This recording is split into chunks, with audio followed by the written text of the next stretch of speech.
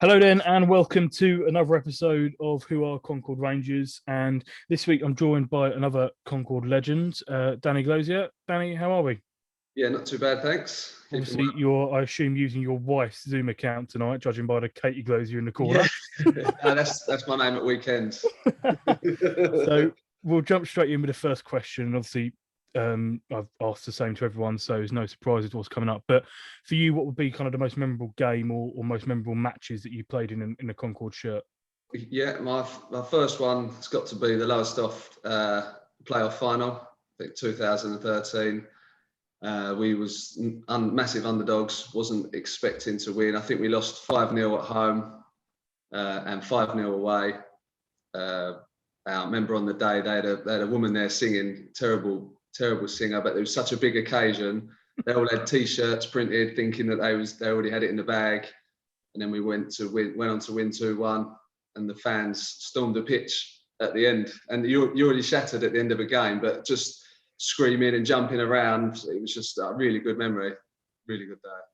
Yeah. So how bad was that singer then? And I haven't heard anyone mention the singer yet. So how bad actually was she? Yeah, she was awful. I remember everyone was saying, "Carl, can you hear her?" Like all on the pitch beforehand, looking at the pitch, and was just looking over, thinking, "God, she was terrible." Is that one of them games then that you mentioned that we went into it with kind of not a very good kind of run of form against Lowestoft? Is that one of them games that mentally maybe you kind of look back and think on those games, or was it just very much focusing very much on winning that playoff final? It was just the individual game. I think I think we had a bit of good form. It was obviously there just when we played them, there was a bit of a bogey team. So, but in a final, anything goes, isn't it? But I think even the lead up to it, we played Wildstone and sort of nicked it in extra time. And yeah, you obviously got to be quite lucky in playoffs, but it was a really good couple of games and a good run in and a great way to end a good season. Perfect. Then moving on. Sorry, I've got another couple of mentions. Go on then. I don't know if you know, I scored in the FA Cup. Yeah. I don't know if you've heard about that. Yeah. Obviously, it's in the wrong end. But yeah, one of the biggest games I've played in, and scored about 16th minute. OG, it's terrible. If you look back on YouTube later and look at the clip. I'll get it clipped in. I'll do it in the edit. Oh, brilliant! Yeah, thanks for that. Yeah, and then a minute later, Jordan Chidozie scores an absolute screamer, and I'm the first one up there celebrating with him. I give him a big hug, and I was just so relieved. Yeah, we managed to get 1-1 draw, get back to that place, which was really good. And then another memorable.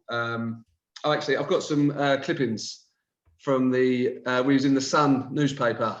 Oh, okay. And yeah, I'll just dig them out.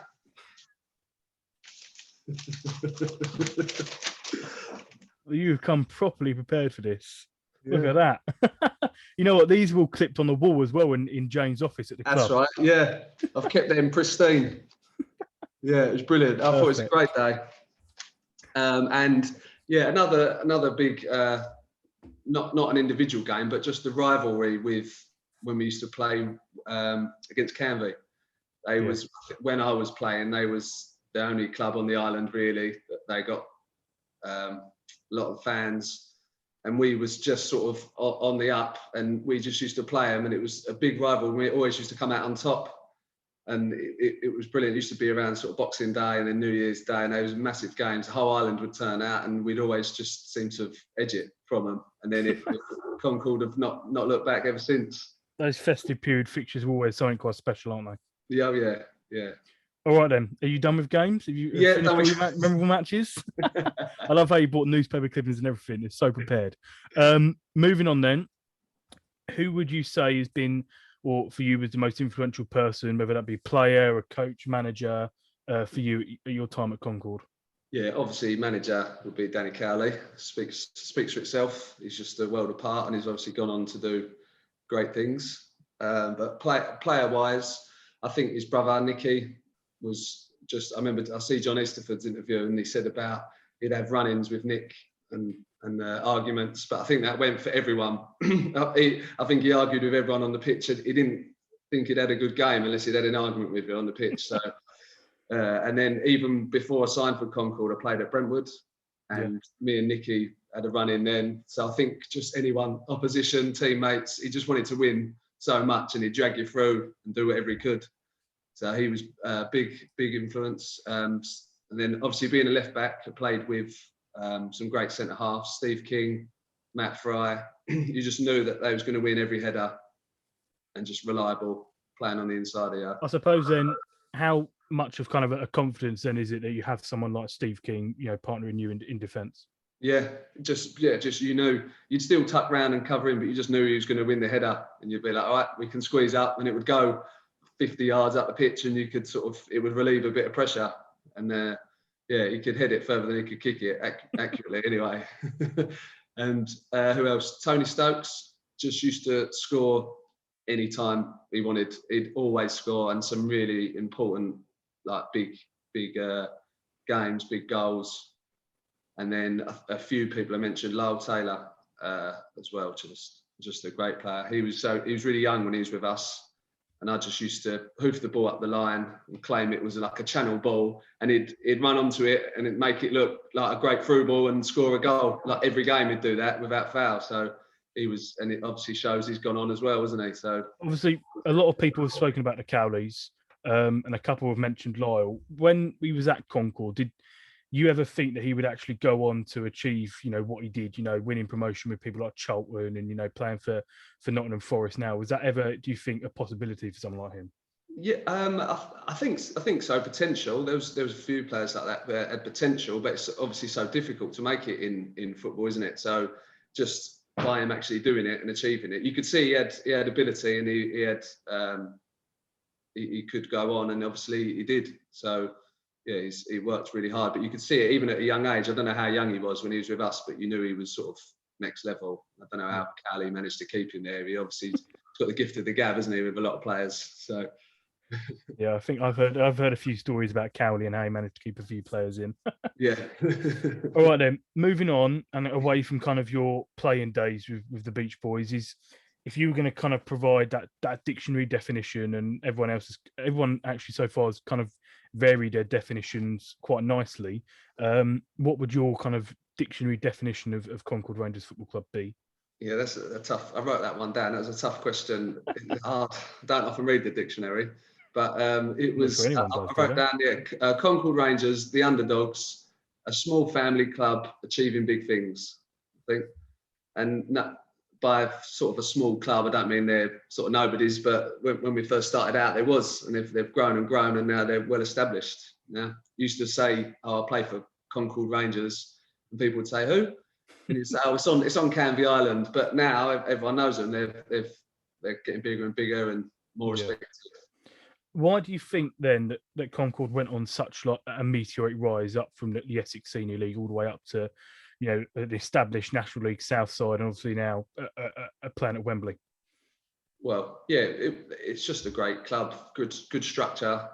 I think a few people said it before, but just the players, the staff behind the scenes, everyone is for the club really. No one's for themselves, and they like to go down and have a good time and run the club while they're there. And then Cowley was a big influence as well, so he helped push them on. And I think they wouldn't be where they are without Cowley, but the club wouldn't be where they are without the backroom staff as well. So I think it goes sort of hand in hand, both of them. Yeah. All right then. Finally then, and before we wrap up, if you were going to use 3 words to describe, our football club, what would they be and why? Right. So I went for togetherness and, not including team spirit. Oh, okay. So we did have some great players along the way, but I think we just had a lot of above average players playing together and had a great team spirit, and that got a lot out of the games. When you're sort of up against it and you can rely on everyone around you, we was just work together, team spirit, everyone pulled together, and you'd nick results, and I think that was a big part of what we've done. I mean, and obviously I've spoken to so many people the past couple of weeks and people at the club that they really do class those few years of the rise up the pyramid as kind of that the glory days, I suppose, of the football club. Why? Well, I suppose why do you think so many people reminisce on those years in particular? Well, there was probably a lot of success there, so it was good to be around. We won the Essex Senior Cup maybe 3 times, I think, while I was there, twice maybe. And so it's always good to win things and get promoted.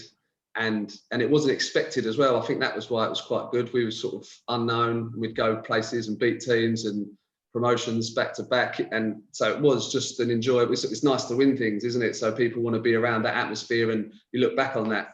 I suppose if it's the same as you're a Liverpool fan, back when they was winning everything, you're and a Man United fan back when they was at their prime. It's good to be around. They're the sort of golden years.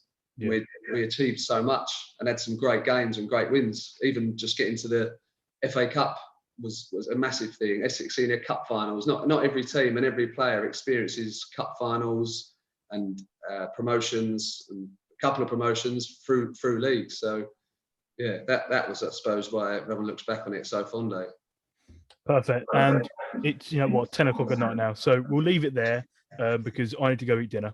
But Danny, thanks very much for catching up with me. Hopefully, the next time you're down at the club, there'll be a nice FA trophy somewhere for you to have a picture with, I'm sure. Yeah, brilliant. Look forward to it. Yeah. Thank you, mate. Nice one.